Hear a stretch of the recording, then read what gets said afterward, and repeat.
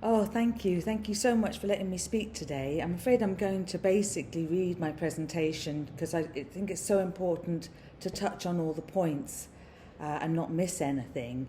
At the moment, we've got only up to a month, but not really even a month because preparations have started in some facility in Denpasar already, I gather, for the release of these mosquitoes. So if we're going to be able to veto it and veto it on biosafety grounds, I think we really have to. Now is our chance really to intervene. So yeah, thank you everybody. So we need to pay attention because it's a very short window. But Richard called this meeting Mosquito Genetic Engineering as a Bioweapon. But since then, we've actually discovered those mosquitoes are not genetically engineered. And the university must be really proud to have discovered a way to breed mosquitoes to carry this natural, helpful bacteria called Wolbachia and continue to pass it down to future generations after release. I believe it's called a gene drive. As far as I know, this is the first time a gene drive has been permitted outside a laboratory. I think that's a testament to what has been achieved, as you must have completed many risk assessments and met extremely high safety standards to be given that permit. So I'm looking forward to afterwards hearing a bit more about what risk assessments have been done in relation to human health and the environment, and what plans are in place to mitigate the risks, and who is accountable if something should go wrong and these mosquitoes, with their enhanced immune systems from that Wolbachia infection, become an invasive species themselves, or there is contamination caused in the short, medium or long term. So who's responsible for that? So I want to just kind of explain my understanding of gene drives in a bioweapons context. Gene drives are categorised as dual-use research of concern, DURC, so they must be reviewed and assessed by the Institutional Biosafety Committee before any outdoor release. Research that is of dual use of concern means that the research is proposed and justified by a civilian or health benefit initiative, but facilities are mainly funded by the military or corporate interests, and the results therefore can be withheld, not disclosed, on the grounds of biosafety or intellectual property rights. So disclosure of sequences within COVID-19 vaccine and therapeutics patents. That was the article that came from a patent landscape report by WIPO, World Intellectual Property Organization, 2023. In this case, it's Wolbachia-infected eggs proposed for barley. There is someone who owns the intellectual property rights of this exact Wolbachia strain used in Yogyakarta. We need transparency as to who that is, how the bacteria was isolated, and confirmation that were no other changes made before its patent. Indeed, in the World Mosquito Programme's own report on how they plan to scale up the production of these mosquitoes, the only legal issue they name is the use of the Wolbachia IP, intellectual property, that the World Mosquito Programme intend to use or are using. It is widely understood that one of the several methods of gene editing is to, in quote, smuggle a genetic trait in on a bacteria. If the active ingredients or genetic sequence is not in the public domain, there will not even be able, anyway, for barley's Water Quality Board or an Environmental Protection Agency to use that sample or that active ingredients as a parameter to check its levels before and after the mosquito's release in barley's watercourses. The Institutional Biosafety Committee, or DARPA, or any other national security board, and one would have thought CDC, which is Centre for the Disease Control, based in the US, who have dedicated a lot of funding to the research, you'd have thought they'd all require a meaningful risk assessment and independent safety testing.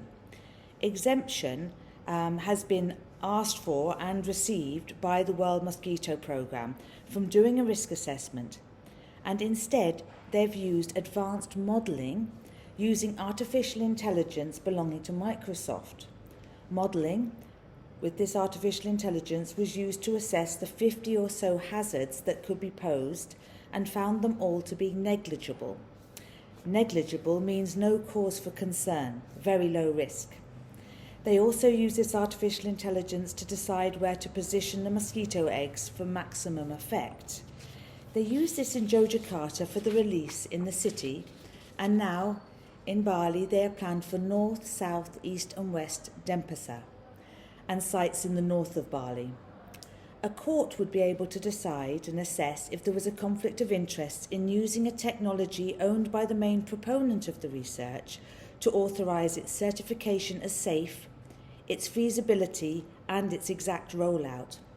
Even if there are no conflict of interest or financial interests, it does not inspire confidence in the population of Bali or anywhere else who might be set to receive these mosquitoes that one infant technology, gene drives, is going to be governed by another infant technology, artificial intelligence, when our environment and its trillions of microbial interactions that provide our atmosphere, soil, food, water, and including our own microbiome, blood, digestion, skin, immune systems, which are the results of 360 billion years of evolution, are at stake. Which body, in terms of which authority, and named responsible person would be liable for the downstream effects of this research and release?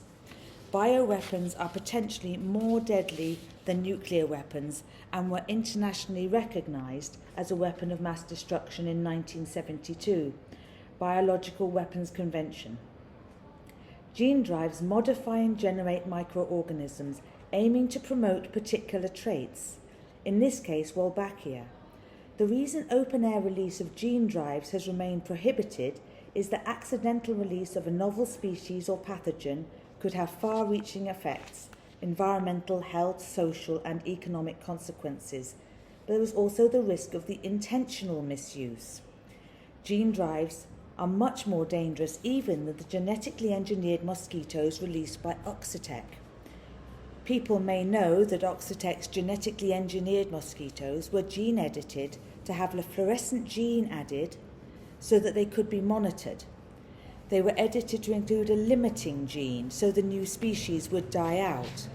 They were edited so that female mosquitoes had deformed mouths so they couldn't bite, and to ensure that females could not reach maturity and breed. Also, the males were given an aggressive trait so that they would kill wild mosquitoes. However inaccurate and dysfunctioning this engineering was, at least they could monitor and the novel species would die off. Very differently, gene drives introduce a vast quantity of a new species into nature, Aedes aegypti, permanently infected with Wolbachia bacteria in this case, a species for which there is no existing evolutionary niche.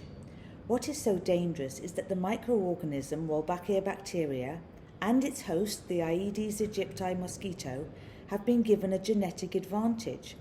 Every surviving mosquito offspring from either the distributed eggs or future breeding with wild mosquitoes, will express the new genetic sequence including the Wolbachia bacteria. The bacteria boost the immune system of the mosquito, while, on the other hand, unacceptably, mosquito bites weaken the human immune system.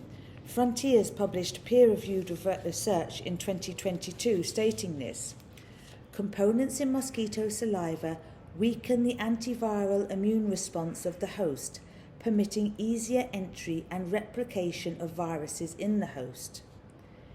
Even more sinister was that this was an article exploring how delivering vaccines at the site of a mosquito bite would be most effective, but we will come back to that. The Aarhus Convention is one legal instrument that could be used to block this release. The Aarhus Convention, and this is a quote, grants the public rights regarding access to information, public participation, and access to justice in governmental decision-making processes on matters concerning the local, national, and transboundary environment. It focuses on interactions between the public and public authorities. So I want to hear more about the functions of Wolbachia bacteria and also to hear the response to those initial concerns. What I know about Wolbachia bacteria is that it is shown to have a mechanism that functions as an antiviral.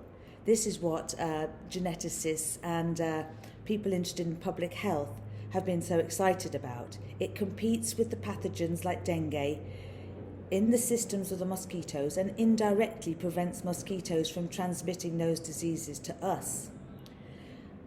Wolbachia bacteria was chosen for any, well, what I want to know is whether Wolbachia bacteria was chosen for any other functions.